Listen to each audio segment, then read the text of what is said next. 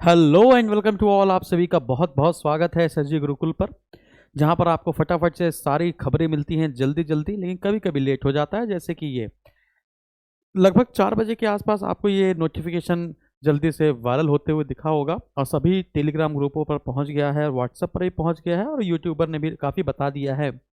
तो अब ये खबर सच्ची है कि झूठी है, अभी इस पर हम लोग कोई दावेदारी नहीं कर सकते हैं, लेकिन है ना, प्रारूप वैसा ही है जैसा कि जारी किया जाता है सभी विभागों को। तो यूपीएससी जो ईपीएफओ का आपका एग्ज़ाम है वो आपका, जैसे आज 5 अप्रैल है तो आज की डेट भी लिखी है यहाँ पे, ठीक है। और यहाँ पे लिखा गया है उपयुक्त विषयक अपर जिला अधिकारी गोरखपुर के पत्रांक डैश डैश दिनांक, ये सब लिखा गया है।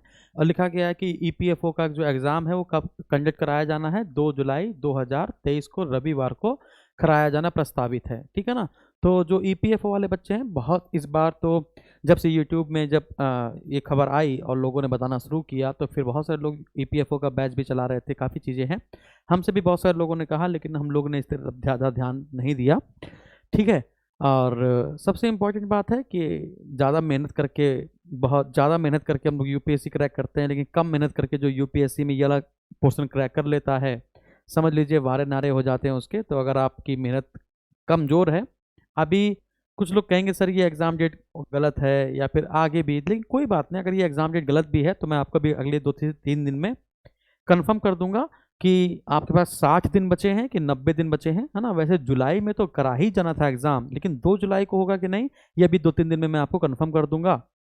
तो अभी आप अपनी जो तैयारी है वो 2 जुलाई 2023 के हिसाब से लगभग तैयारी कर लें। और जिस दिन नोटिफिकेशन आ जाता है बच्चों, वैसे भी विद्यार्थियों, जिस दिन नोटिफिकेशन या एडवर्टीजमेंट जारी हो जाता है तो उसी दिन से आपकी तैयारी शुरू हो जानी चाहिए। अब एग्जाम डेट कब है, अगले साल है, 2 साल बाद, 3 साल बाद, वो अलग बात है, लेकिन आपकी तैयारी फिर एक फोकस चलती रहनी चाहिए, ठीक है ना। तो अब 2 जुलाई के हिसाब से अपना काम करिए।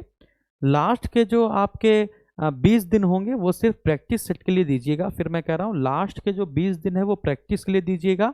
20 दिन के पहले सिर्फ और सिर्फ थ्योरी पढ़िए, कुछ छूट न जाए। अभी प्रैक्टिस सेशन पे मत जाइए किसी की, ठीक है। सिर्फ थ्योरी पढ़ के निपटा लीजिए। लास्ट के जो 20 दिन है वो सभी यूट्यूब पे टहल टहल के देखिएगा।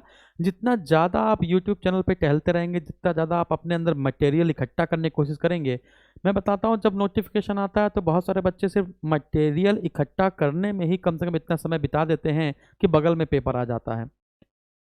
कुछ स्टैंडर्ड बुक्स हैं वो आप जानते ही हैं, बस उसी को आपको बार बार पढ़ना है।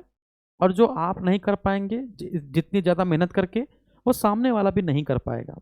कुछ अजीब सा प्रश्न आ जाएगा तो उसमें 10-12 लोग जो तुक्का लगा के सही कर पाएंगे वही सही कर पाएंगे, या फिर जिसने सही कर दिया है तो उसने कई महीनों से या कई सालों से आपसे पहले से तैयारी कर रहा होगा, इसलिए वो क्वेश्चन अटेम्प्ट कर पाया है, तो उसका हमें सम्मान करना चाहिए, ठीक है। तो best of luck, thank you very much.